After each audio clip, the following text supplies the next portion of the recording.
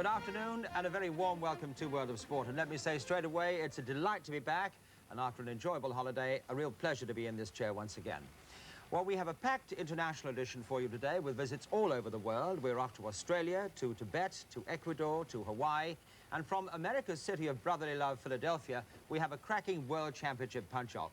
We're at Ripon and Wolverhampton for racing, Ulster for rallying, and wrestling occupies its customary place in the show.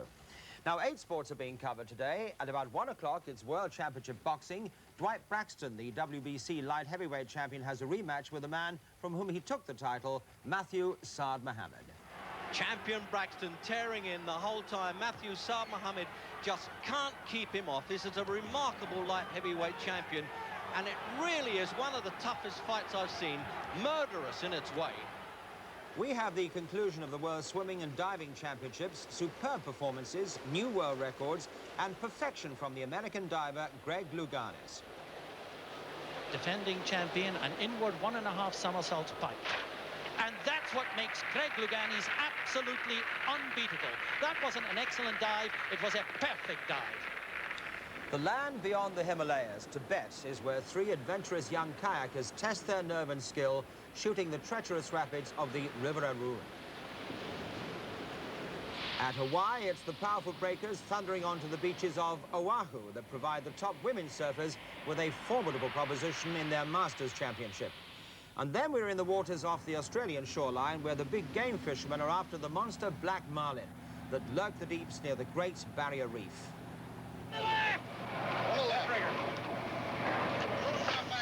It's a big one, that's a big fish. Here he comes. He's got it. He's got it. All right. Put it on him. Put it on him. Bill, get that other rod out of the way. Reel it in. Wind it in. Wind it in. And I can tell you specimens of nearly 2,000 pounds are not uncommon in those waters. So it's a very busy and varied programme. Let me show you now our plan for the afternoon. In just a few moments, we have the Ulster Rally, then the completion of the World Swimming and Diving Championships at 12:35. Boxing and the WBC light heavyweight title fight at 1 o'clock. The Australian pools at 10 minutes past 1. The news from ITN at 1:15.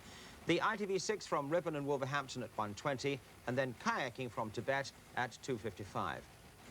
At 3:15, we're at Hawaii for surfing, and then big game fishing off Australia at 3:20. At 3:40, it's athletics, and we shall be looking at Steve Ovett's recent race. That's on Wednesday at Via Reggio over 800 metres.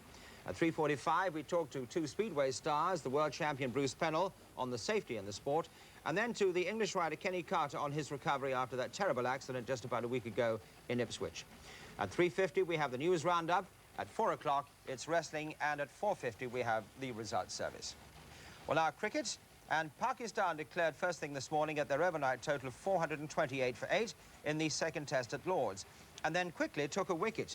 The score was only 16 when Chris Tavare played on to a delivery from Sarfraz. Derek Randall and Alan Lamb survived some hectic moments from the Pakistan paceman and then began to score freely, passing the 50 mark in 49 minutes. England are at the moment 64 for 1 wicket, with Randall on 26 and Alan Lamb 20 not out. Well, now it's time for the excitement and drama of rallying as we visit Northern Ireland for the Ulster Rally, which was held over some of the remotest countryside in the Mourne Mountains in County Armagh and County Antrim last weekend. I say drama and excitement. There was controversy too, as the rally organisers had decided to allow the use of pace notes for the first time in Ulster. That is to say that the crews themselves were allowed to compile detailed instructions of each of the special stage routes. Now, almost all rallies are run like this in Europe, but here in the UK, the majority of our top events are tackled by the drivers without prior knowledge of the road ahead. The pace note stipulation obviously required competitors to practice the route beforehand, but practice time was rigorously controlled and limited to just 3 days, with a total special stage distance of 220 miles. It was a tall order for contestants in the time available, but the organisers were not going to stand any nonsense from anyone caught on the route outside the official practice time. The rally already has got off to a rather unfortunate start for you. Well, for me it has, yes, Barry, because we're excluded because I was found on part of a special stage on Sunday, which I wasn't meant to be there.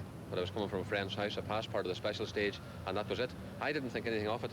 I didn't think it was of any importance, and I had my wife with me in the car. I certainly wasn't carrying out reconnaissance, and they've excluded me for that reason. But if they want to, that's That's it. I'm still running under appeal. Why need there be all this bother about practicing? Why don't you just have a free rally altogether? Well, a free rally would be a very good idea, but people from the mainland and from the continent want to come here and feel that they're in with an even chance with the people who live here. And if the people that live here are trying to take an extra advantage out of living here, it's very unfair.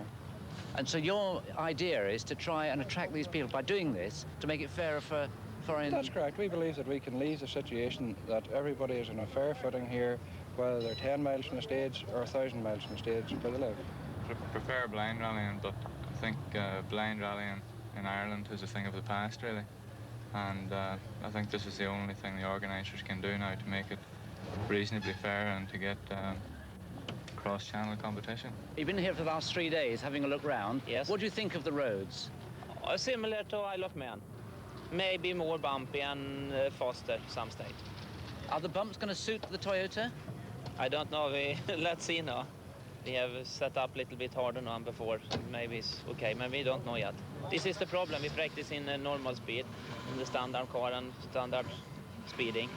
And now we're coming maybe 100 miles faster. That is the problem. Belfast City Hall is the venue for the start. We're us after Belfast City. And a rally like this should take place of a city that's getting named after all over. It proves that we can get down here to normality when we so required. That a rally like this means a great asset to the city of Belfast and the Northern Ireland in general. First away is Sweden's Per Eklund in his Toyota Celica. At number 2, it's John Coyne, Irish Tarmac Championship leader. While the third car away is the British National Championship leader, Malcolm Patrick. The remote country lanes used for this event are usually narrow, often bumpy, and very, very fast. Per Eklund, who has competed here before, knows exactly what to expect.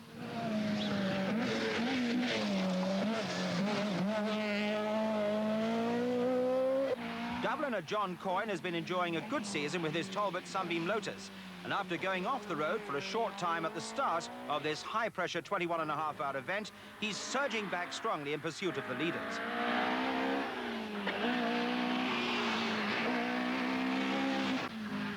Malcolm Patrick in his Opel Ascona 400, already experiencing trouble with his intercom, is holding third place. While Ger Buckley, driving a similar car, is somewhat inexperienced in the use of pace notes, and in consequence is well down the field.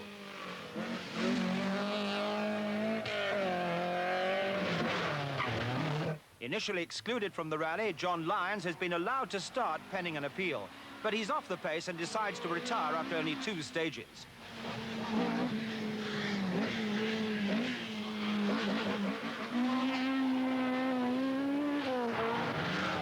Another early retirement is Cyril Bolton's X-Works Triumph TR7. While Ireland's most spectacular rally driver of the moment, Austin McHale, has put his Vauxhall Chevette into a splendid second place. And he's really making his mark. And he's not the only one, for even outside the top 10, the battle for positions on these typically narrow and bumpy Irish roads is hotting up.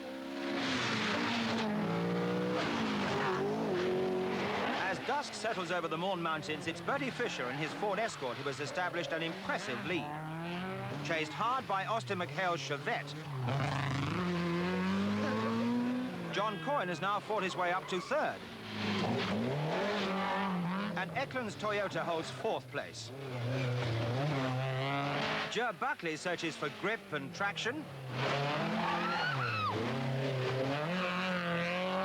And John Morton entertains the crowds.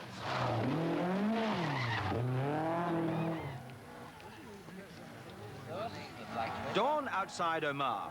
In the bright morning sunshine, Bertie Fisher still leads, but only by a scant few seconds after a major suspension failure during the night almost dropped him into the hands of his pursuers. After replacing a front strut at Enniskillen, he's once more setting a cracking pace and again pulling away from the rest of the field with some fine driving.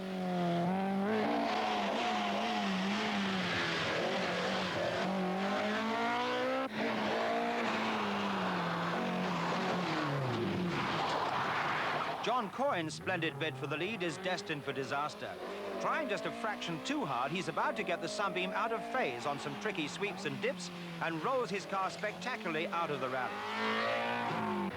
With experienced co-driver Terry Harriman reading the pace notes, Ian Cathcart's Opel Ascona 400 is now in second place, albeit almost 2 minutes down on Fisher. And Eklund, despite losing second place as a result of a heavy landing, which forced a sump guard bolt through the sump itself, is now third overall, and the impressive Toyota is once more beginning to pressure the Opel.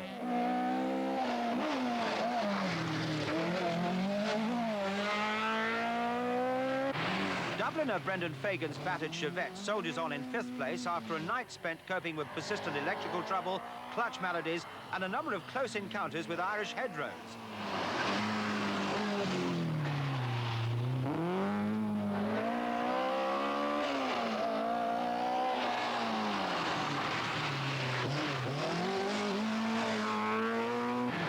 Malcolm Patrick, now 4th, is losing power from a broken exhaust manifold, despite repeated welding attempts at every service halt. And Austin McHale, who overnight had to stop to change a puncture, and then suffered the indignity of losing the newly replaced wheel and tyre as they parted company from the car, is battling on gamely, though temporarily relegated to running among the lower half of the top 10. But the sun is out, and it's a lovely day for rallying.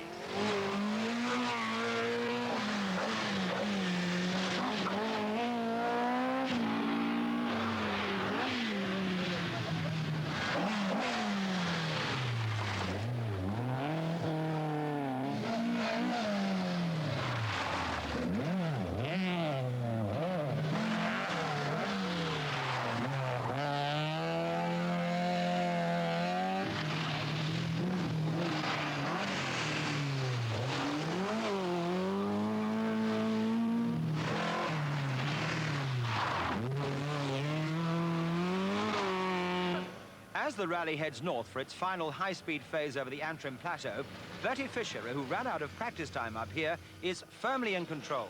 The red Escort still immaculate. Her accident took 20 seconds of us on the last stage, which we thought was about right for driving it blind, you know. But we still have 2 minutes and 5 seconds lead, so, you know, we're still happy enough with 7 miles, 8 miles of stages to do. I think we can probably soldier through if we don't have any problems. Get it to the end all right. Yeah. But that's very interesting, isn't it? I mean, it shows the difference between pace notes and no-pace, doesn't it? Yeah, well, I think we showed the difference last night as well with maybe having spent more time on the night sections and concentrating on those. We seem to make a bit of time. It's been quite exciting. I've been on tarmac for 2 years, apart from 5 miles on the mini Manx this year. And I've been doing all forest events in England. I've been using forest lines at the very start. We're starting to drive it like it should be done now. But I'm afraid this Mr. Eklund here is causing us problems. He has just passed us now. He's taken 5 seconds. He's 5 seconds ahead of us. Oh dear, so you lost your second place? Lost your second place now. So I've been advising Mr. Eklund to go back to Sweden before the finish. Are you going to be able to make it up again on this next last stage? I can't see it because I think his gearing is better for straights. We can only get 110 miles an hour. I think he's gaining speed on the straights, and this last one is very fast. It's just almost a motorway to a finish. Reveling in the final high-speed miles of this superbly organised event, Bertie Fisher's Escort reels off the remaining distance.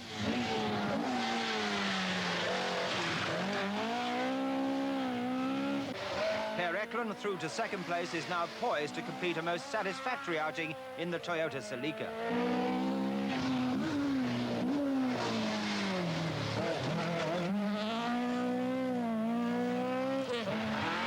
And Ian Cathcart, in his PR Riley-sponsored Opel, is in the unusual position for an Irishman of having to acclimatise himself to tarmac driving, but he seems safe in third place.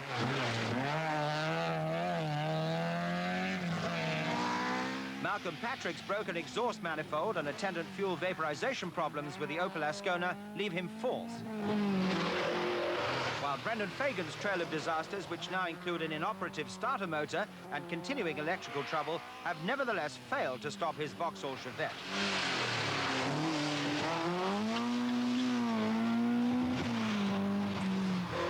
Spectacular to the end, the hard-charging Austin McHale has worked his way back to sixth place after some inspired driving in his Chevette.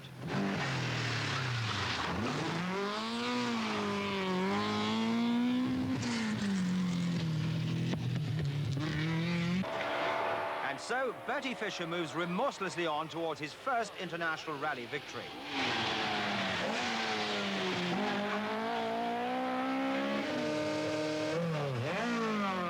Herr Eckland's oil leak has been plugged by a rag and a lengthy service halt.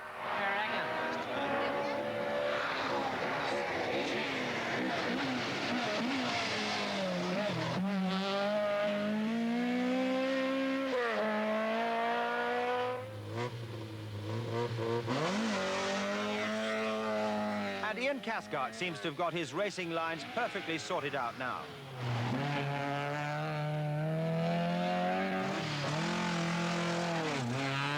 Malcolm Patrick concentrates on nursing his sick engine towards the finish.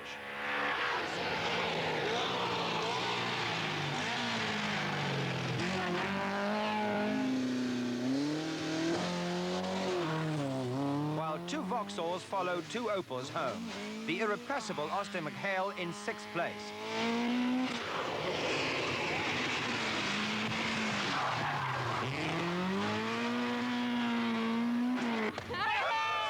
For Bertie Fisher, who has long felt that Irish rallying needed legal pace notes to broaden its appeal and cut down local advantages, this is a fine reward for a perfect drive.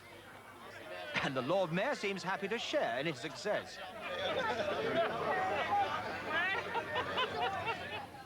Yes, the Lord Mayor enjoying the spirit of the occasion, or perhaps I should say the wine of the occasion. Drivers getting useful tarmac experience before the final leg of the Rothmans Open Championship, the Manx, which you can see with us in September. Now, next week, I shall be handing over to Ian St. John near the top of the show for the first edition of On the Ball and a special preview of the Charity Shield. We can join him now at his old stomping ground. This is Anfield, the home of league champions Liverpool. And this is a now famous boot room where the Liverpool staff have plotted the club's success for so many years. Well, it's quiet now, but when they return from their Spanish tour, the planning will start again for the Charity Shield match against Spurs next Saturday.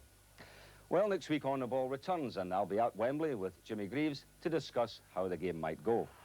Will Liverpool, the only team to beat Spurs at Wembley, repeat the League Cup success of last March? Or will Spurs, who've made going to Wembley a habit lately, come out winners as they did against Queen's Park Rangers in the FA Cup final?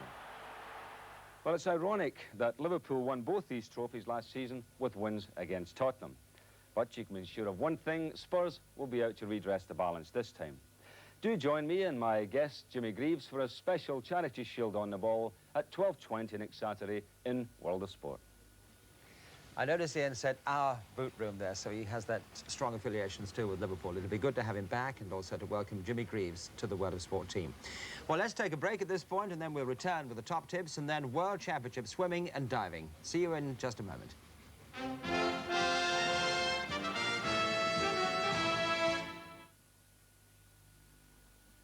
Old ones, new ones, red ones, blue ones, Top Cats, Sambas, Beatles, bangers, coupes, pickups, hatchbacks, snatchbacks, credit plans, cash in hands, deluxe saloons, and transit vans, shiny ones, tiny ones, long ones, shorty ones, steady ones, sporty ones, impressive ones, and naughty ones. Good as news, just have to do's. We got the lot, you come and choose.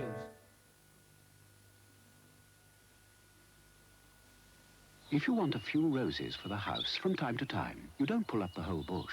You let it go on growing and take what it yields. That's how the new National Savings Income Bonds work. With £5,000 to plant, you get yourself a regular monthly income of £56.25 gross at the current rate of interest. And your capital stays totally secure, keeping the income going. National Savings Income Bonds. If you don't see the advertisement in your paper, ring 200 0200 and we'll send you details.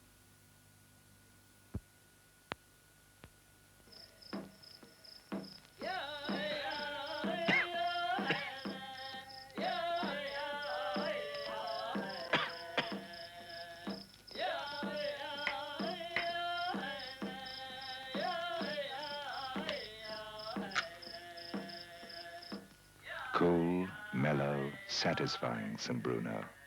Flake already rubbed. A real pipe smoker's dream.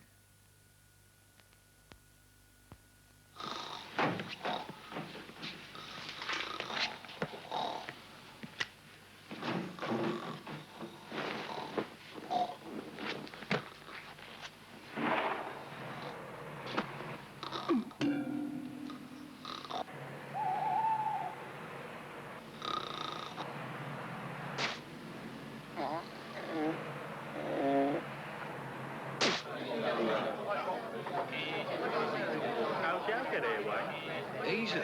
Out the window. Leg it down your local for a pint of Ansells Bitter. That's better.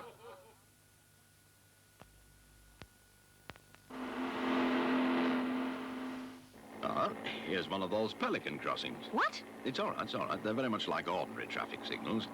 Green, amber, red. We have to stop. Oh, the amber's flashing. What's it mean? Well, flashing amber means pedestrians have right of way, you see, and we must wait for them to cross. Oh, well, they've crossed now. Can we drive on? Yes. When the amber is flashing and the crossing is clear, we can go. Now tell me again, what's the sequence of lights after the green for go? Right. Steady amber,